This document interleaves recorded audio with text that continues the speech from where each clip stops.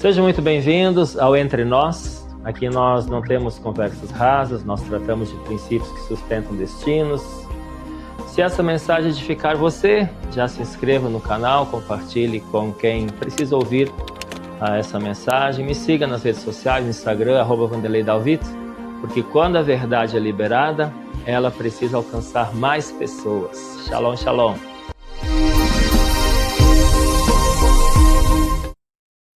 Olá pessoal, tudo bem? Hoje mais um episódio do Entre Nós, iniciando uma nova série falando sobre discipulado. Estou aqui para falar comigo o profeta Vanderlei e vamos começar direto já ao ponto, profeta. O que é o discipulado? Shalom, shalom. Discipulado é acompanhar discípulos, filhos, alunos, mentoreados e levá-los a uma nova estação, a um novo momento na vida. Agora, é interessante que Jesus estabeleceu essa ideia de discipulado através dos seus 12 discípulos, né? E ele nos ensinou a fazer o mesmo com outras pessoas.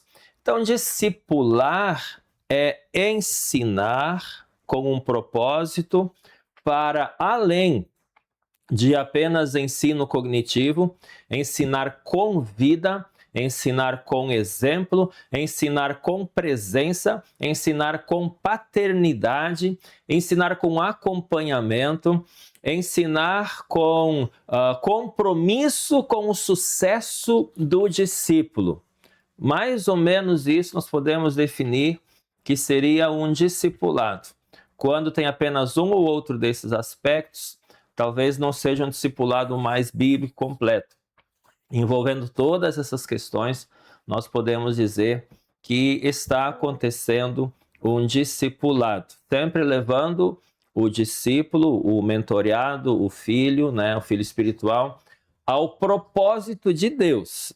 O discipulado é tirar a pessoa de onde ela está e levá-la ao propósito de Deus, assim como Moisés fez com Josué, seus discípulos, assim como Jesus pegou seus discípulos pescadores de peixes e levou eles a ser pescadores de homens.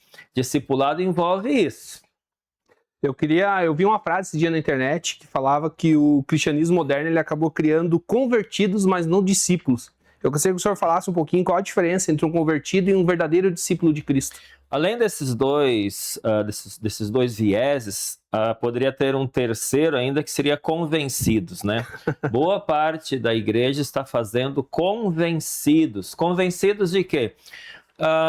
A pregação cristã ela é fascinante. Jesus é muito fascinante. O que Jesus ensinou é muito fascinante. A oração do Pai Nosso é realmente muito profunda, muito fascinante. Jesus estender a mão para uma prostituta e salvá-la da morte, estender a mão para cobradores de impostos, curar, libertar. Jesus vir contra o sistema, inclusive o sistema religioso. Jesus é muito fascinante. Então, muitas pessoas elas se sentem fascinadas pelo cristianismo, por aquilo que envolve Jesus, o que ele ensina, e muitas acabam se convencendo de que o cristianismo é uma boa filosofia para se viver, assim como alguns aderem à filosofia hindu, à filosofia espírita, à filosofia, quem sabe, mais de humana, né, humanismo. É uma escolha filosófica. Para alguns, o cristianismo ou alguma igreja, mais uma escolha de filosofia de vida do que propriamente uma conversão. Já um segundo momento, sim, daí seria a conversão. A conversão é então o que envolveria, no caso dessa mulher que Jesus estendeu a mão, vai e não peques mais. A conversão levaria então esse cristão a ter uma vida cristã mais próxima da Bíblia mesmo, seguindo os princípios bíblicos, seguindo vários princípios que envolvem a família, vários princípios que envolvem a cidadania, vários princípios que envolvem o andar em igreja, mas ainda não chegou no discipulado. Isto é, as pessoas ainda estão vivendo do jeito delas, elas ainda estão buscando a Deus muito por conta delas mesmas. Elas entenderam que isso faz bem para elas e elas continuam sendo o centro. Embora elas estejam indo na igreja, o centro ainda é elas. Elas vão na igreja porque lhes faz bem, elas vão na igreja porque faz bem para sua família, elas vão na igreja muitas para não serem amaldiçoadas, para estarem debaixo de uma bênção, mas ainda não entenderam que o fato dela estar com Deus não tem a ver com ela, tem a ver com Deus. Sendo assim, quando eu me aproximo de Deus e eu me torno um discípulo, logo já não está mais em voga, não é mais o centro de tudo a minha vida como discípulo, e sim a vida do meu mestre, e sim o ensino do meu mestre, e sim aquilo que eu estou aprendendo. Então, eu já não fico mais como centro das coisas. O centro é o que eu recebo como discipulado, é o meu mestre, que é Jesus, é o que ele me ensina, e então aí eu começo realmente a ter uma vida de discípulo. Basicamente, poderia dividir aí nessas 3 fases bem distintas que alguém pode estar respondendo ao cristianismo, ou à Bíblia, ou a ensinos cristãos, de uma dessas 3 formas. Profeta, e por que a gente encontra hoje tantas pessoas há anos na igreja, mas que ainda não experimentaram uma transformação profunda na vida delas? Comodismo, possivelmente. Em algumas igrejas é falta de discipulado mesmo. Grandes igrejas, muitas grandes igrejas que têm milhares e milhares de pessoas, dá muito trabalho querer discipular. Dá muito trabalho querer acompanhar cada vida, né? Então, melhor é que essas pessoas só venham nos cultos e vão para casa e não incomodem mais, venham nos cultos e dão o dízimo e não incomodam mais, venham nos cultos, né, e estejam enchendo as igrejas, abastecendo tudo, e assim os pastores não conhecem os seus membros, né, quem vai ali, eles nunca têm oportunidade também de conversar realmente com os pastores, é simplesmente massa. Então, grandes igrejas, elas lidam com massas, então é comunicação de massa, é reuniões de massa, e as pessoas não são tratadas individualmente. E para muitas pessoas lhes faz bem isso também. Ninguém incomoda, né? Ninguém me pede para fazer nada diferente. Eu sigo a minha vida, eu faço o que eu quero, estou lá nas reuniões, estou nos cultos. Geralmente, igrejas grandes, é tudo show, tem grandes cantores, grandes pregadores. Então, basicamente, as pessoas participam de shows gospel, né? São beneficiadas por shows gospel, e aí vão para casa e seguem a sua vida normalmente. Pode ter a vida, inclusive, muito errada, tendo amantes ou qualquer outra coisa assim, que ninguém sabe, os pastores não estão discipulando, né? A vida segue. Então, de certa maneira, muitas igrejas não têm discipulado porque é muito trabalho, discipulado é muito trabalho, né? Então, para a igreja é melhor que seja assim do que propriamente realmente estabelecer todo um trabalho para cuidar de cada vida. Você tem uma ideia? Certa vez uma mulher estava indo numa dessas igrejas que tratava como massa, tratava o público como massa. Então, mas essa mulher, ela não estava satisfeita em só ir lá na igreja e sentar e ir embora. Ir na igreja, sentar e ir embora. Ano após ano, ia lá na igreja, sentava, ouvia uma pregação e ia embora. E ela começou a falar com o pastor: pastor, eu quero fazer mais pela igreja, sabe? Eu quero ser mais útil. Eu sinto que eu posso ajudar mais. O que é que eu posso fazer? Aí a primeira vez o pastor disse: que bom, irmã, que bom que você pensa assim, mas tudo bem, vem vindo na igreja, tal, que bom que você pensa assim. Foi mais um tempo e ela foi falar de novo com o pastor. Mas pastor, sabe, falei contigo aquela outra vez, né, e eu tô vindo, mas eu queria ser mais útil. Aí o pastor já foi um pouco menos gentil: não, que bom você pensa assim, mas continua vindo na igreja. E aí uma terceira vez ela foi falar com o pastor que ela queria ser útil. O pastor disse: tu foi chamada para sentar no banco. Tu foi chamado para vir para a igreja e sentar no banco, porque na prática o pastor não tem outro lugar para colocar essas pessoas. Se a igreja está programada para ter programas, quem vai fazer o programa, quem vai fazer o culto, vai ser o pastor, alguém que está na música e pronto. E os outros que querem trabalhar não tem o que fazer, né? Não tem como contribuir, porque não tem célula, não tem discipulado, não tem grupos pequenos, não tem nada. Então, nesse sentido, nesse caso, é um caso típico, que é melhor para o pastor que a pessoa nem queira fazer nada, que ela nem queira ser discípula, que ela só se contente em ir para a igreja, sente lá e fique quietinha, consuma, que ela seja um consumidor, consuma o produto que está sendo dado a ela, né? E fique satisfeito e vá para casa e volte na outra vez e pronto, né? E não me incomoda, mais ou menos assim, né? Então, esse é o motivo que alguns não têm discipulado, porque, de certa maneira, a própria liderança entende que isso dá muito trabalho, é melhor deixar quieto isso, e também o povo, em geral, acaba gostando da ideia de que não precisa prestar conta para ninguém, fica anos indo na igreja e ninguém pede para ela mudar de vida, ela continua fazendo o que ela quer, e supostamente ela é cristã, né? Então, por isso, em muitas igrejas não há discipulado. Eu vi que o senhor fez uma citação importante referente à célula. Eu queria que o senhor falasse um pouco mais qual é o verdadeiro papel da célula no discipulado. É só através de células que se consegue fazer discipulado. Não há outra maneira, é a maneira bíblica. É a maneira bíblica das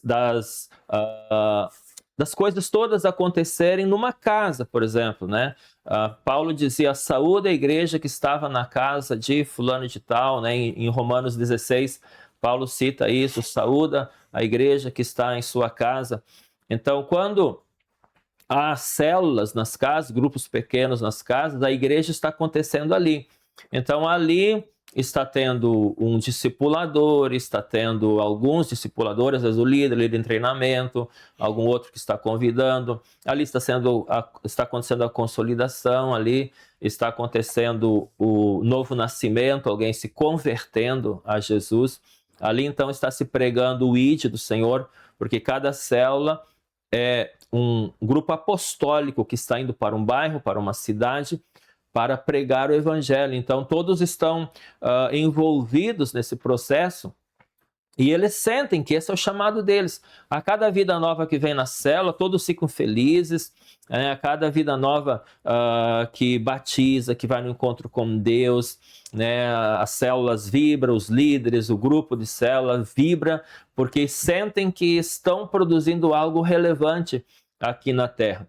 Então, se alguém diz que tem discipulado em alguma igreja, certamente há algum tipo de célula, algum tipo de grupo, de reuniões, porque todo mundo, se há discipulado, todo mundo da igreja precisa estar sendo acompanhado por alguém. E esse acompanhamento, ele vai acontecer em grupos pequenos. Há também, no Brasil, uma espécie de discipulado um por um. Daí seria fora de reuniões, mas também essa igreja tem células, seria fora de reuniões. Então, se você fosse da minha célula, além dos cultos, nós ainda nos reuniríamos uma vez por semana, algo assim, para termos um discipulado um a um. O nosso discipulado é mais a nível de grupo, de célula, também podemos separadamente, e fazemos muitas vezes, separadamente conversar, alinhar casamentos, alinhar vida, né, ministrar cura, libertação, acompanhamos, né, mas não necessariamente nós tiramos assim esse discipulado um a um por um longo período.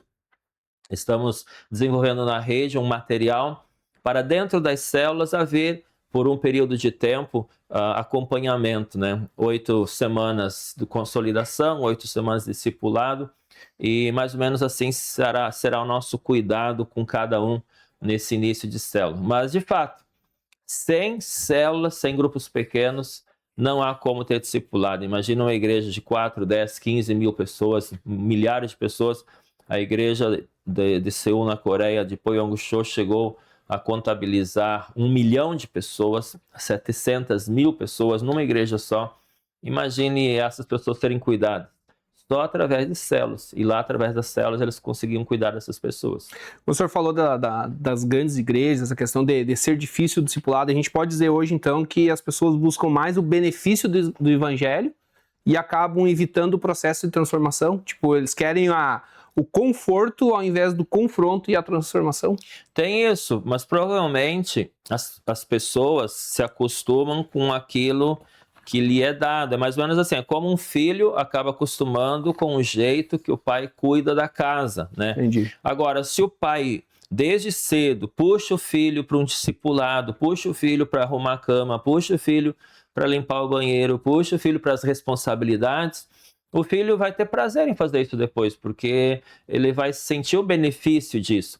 Então, muitas pessoas, né, foram acostumadas pelas próprias igrejas a viverem assim, a nem querer discipulado, a ficarem sentadas no banco e achar que o chamado delas é esquentar banco na igreja.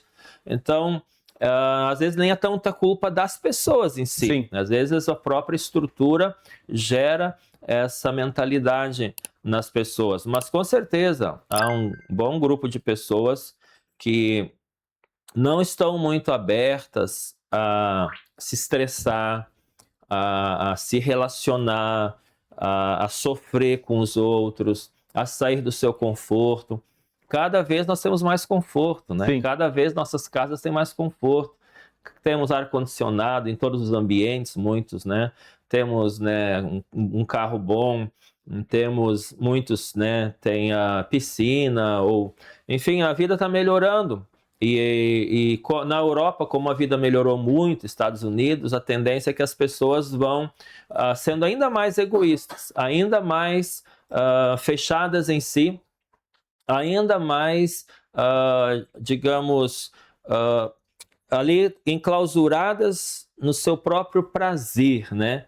E aí não se abre muito para receber pessoas em casa, não quer que ninguém venha na sua casa para sujar a sua casa, para sentar lá naquele sofá, né? Para sair tarde de casa. Então, muitas pessoas acabam, sim, adotando o caminho do conforto. E não querendo o confronto. Tem isso também. Sim. E aí, pessoas assim, muitas vezes acabam procurando uma igreja que não é em células. Sim. Então, várias pessoas que se adaptam com essa mentalidade, elas acabam indo para uma igreja desse tipo, de programa, que só vai lá no domingo e está se sentindo um bom cristão, é isso, dá o seu dízimo, né?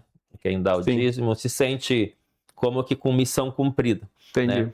Vai numa igreja, né, faz supostamente a sua parte e está tudo certo, né? Mas Deus tem mais para nós. Acaba vivendo uma fé superficial, então. Uma fé superficial. E como é que o verdadeiro discípulo ele reage no momento do confronto, no momento que a palavra confronta ele, né, no estilo de vida, na forma que ele está vivendo? Como ele deve realmente agir e ter essa diferença entre o verdadeiro discípulo? Tudo nós comparamos com família, né? O apóstolo Ricardo nos ensinou isso. Quer pensar como deve funcionar uma igreja? Pensa numa família, pensa numa casa, pensa como o pai e os filhos agem, reagem. De novo é assim, se o filho está meio distante do pai, distante emocionalmente, né? O pai não ganhou o coração do filho às vezes, né? E o pai querer confrontar o filho vai reagir mal, né? Sim. O filho vai reagir mal. Se é um pai adotivo, né? Um filho adotivo ainda, nessa hora é a hora do filho dizer, tu nem é meu pai. Né? É assim quando alguém vem para a igreja, vem de outra igreja, né? E a gente quer sentar e quer discipular, e apertou numa área aí que ele não gosta muito, ele diz, sabe uma coisa? Tu nem é meu pai, eu tô saindo, vou para outra igreja, né? Então, eles não aceitam o confronto, não aceitam, né, a questão de correção de rota. Já se é teu filho de verdade e você, né, ganhou o coração dele, quando você for conversar, é bem provável que ele vai te ouvir, que ele vai entender, que ele vai tentar corrigir a sua rota, que ele vai entender que você está fazendo isso pelo bem dele, né? Mas aí tem as estratégias de abordagem, né? Sim. Tem as estratégias de abordagem. Se chegar de sola, pode levar uma sola também. Vai levar uma sola de volta, né?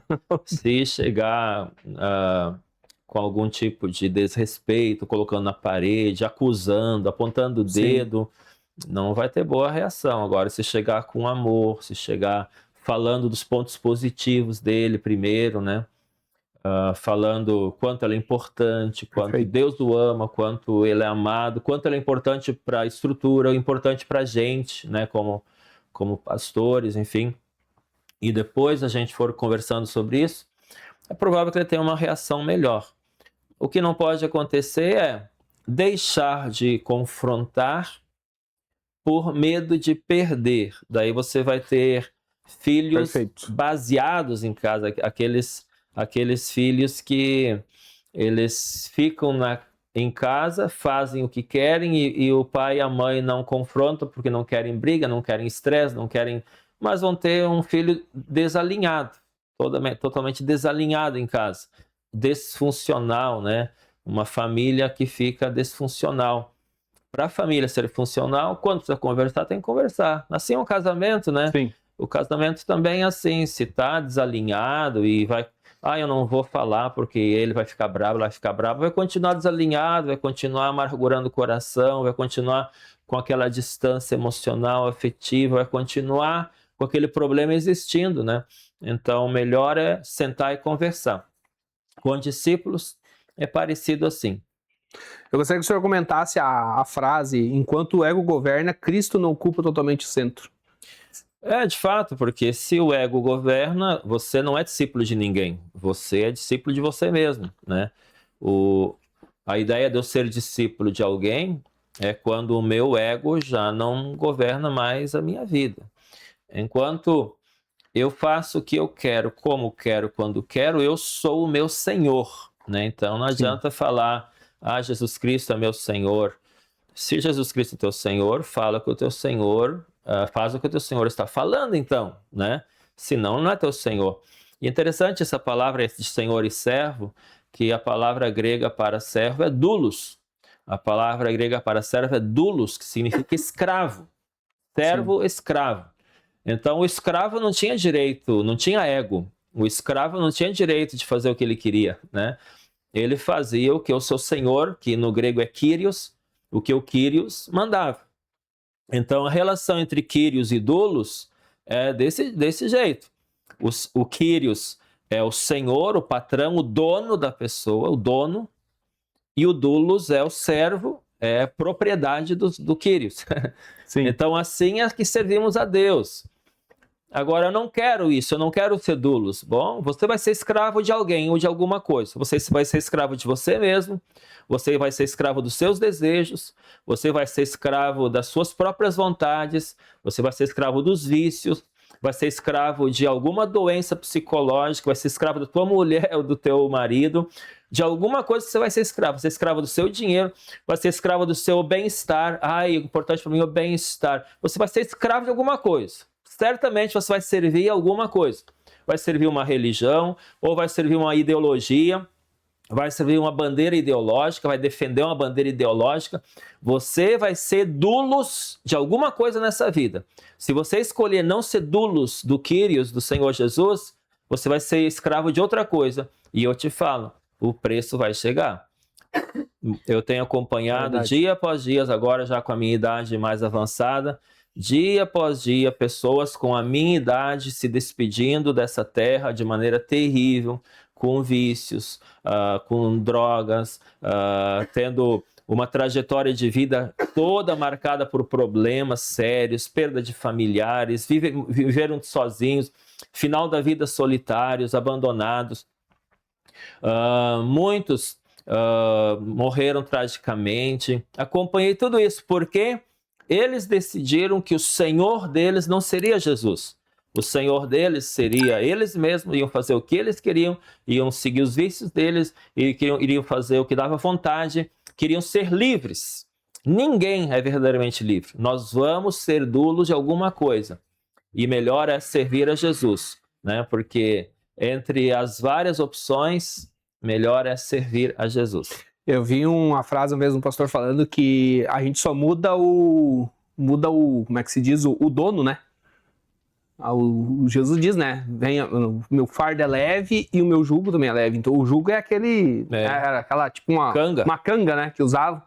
E é bem real, como o senhor disse agora, porque realmente acaba, a gente só muda o dono, né? A gente só muda a canga. Agora alguns estão buscando sucesso. O sucesso é o meu Senhor, eu vou buscar Sim. o sucesso. Ok, a gente pode ter Jesus como Senhor e buscar o sucesso, como muitos têm. A gente pode servir a Deus e buscar o sucesso, a prosperidade. Agora, se eu largar Jesus de mão, porque eu vou só focar no meu sucesso, na minha prosperidade, no meu futuro, quem disse que você tem um futuro sem Jesus? Quem disse que você tem um amanhã, tem um daqui a um ano? Então, o homem é enganado por essas falácias na sua mente, né? Por isso é importante voltar para a palavra de Deus, a gente voltar a entender que servir a Jesus é leve, é um fardo leve. De qualquer maneira, nós vamos ter canga e fardo no nosso ombro. O fardo de Jesus é leve.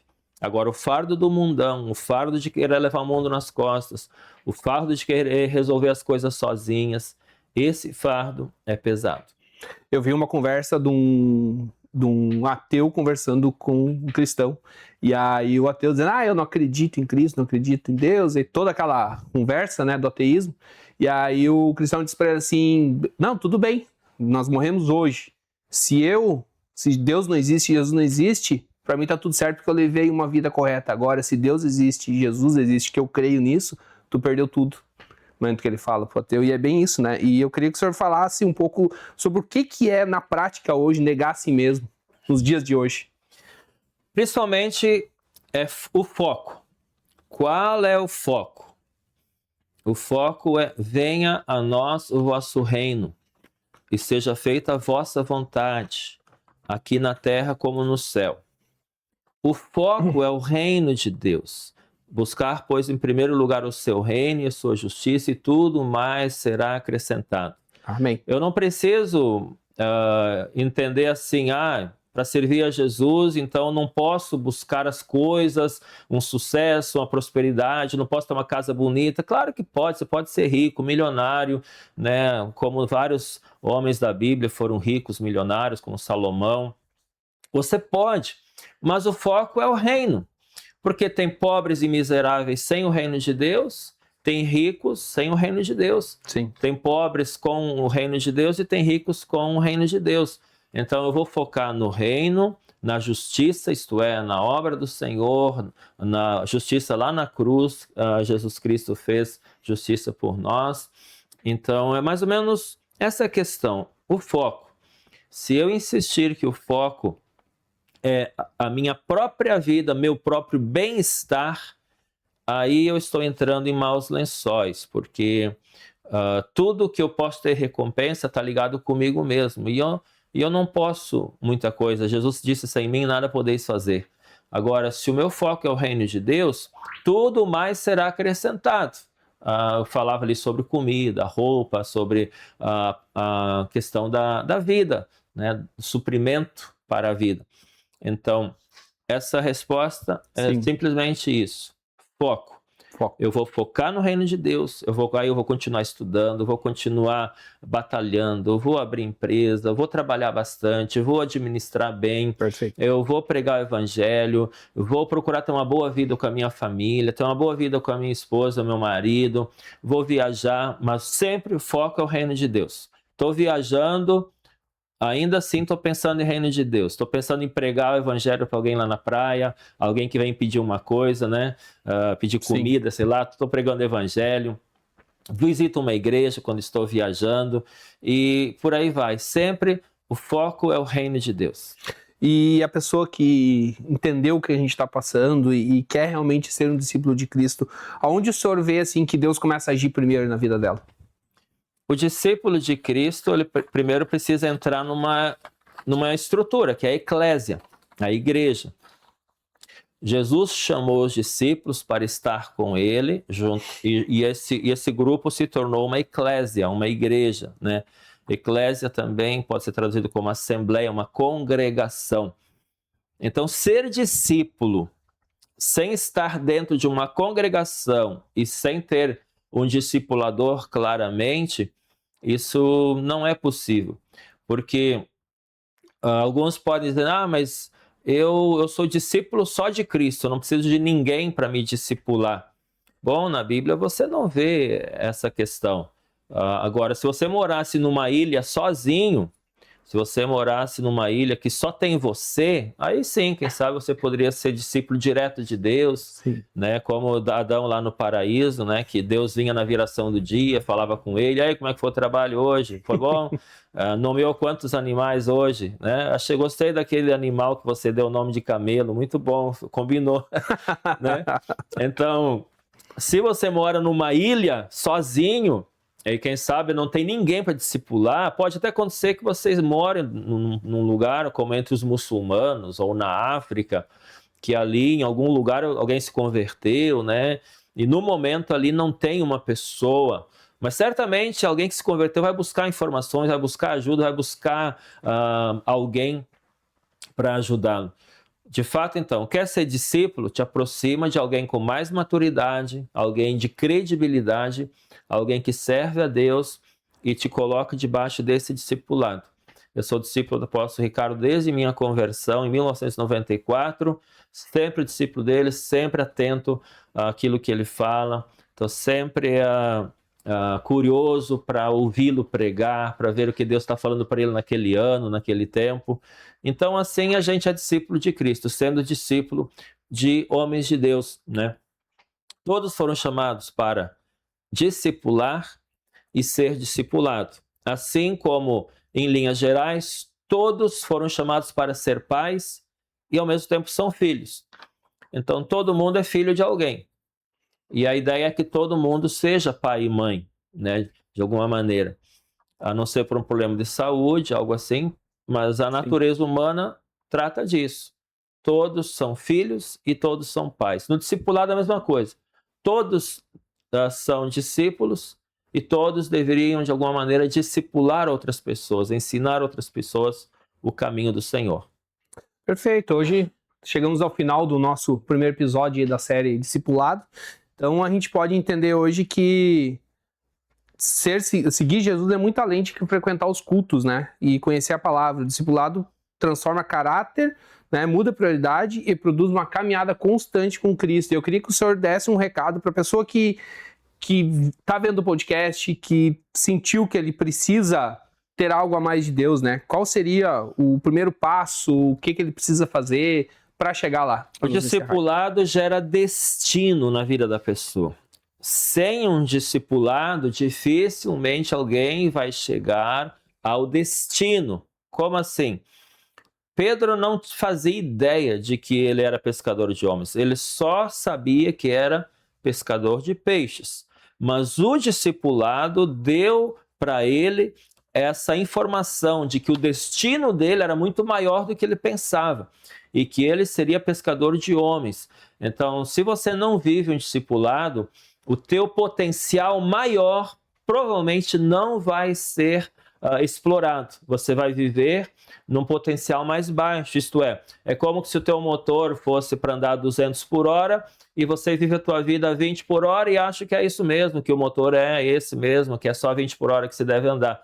Então, o discipulado vai te destravar para o destino que Deus tem para ti. Certinho, então, pessoal, muito obrigado. E até o próximo episódio da série Discipulado. E se vocês quiserem adquirir o livro do Profeta Céus Abertos, a gente vai deixar o link aqui embaixo na descrição e também o contato do Profeta. Você pode pedir seu livro direto para ele. Obrigadão, pessoal. Até o próximo episódio.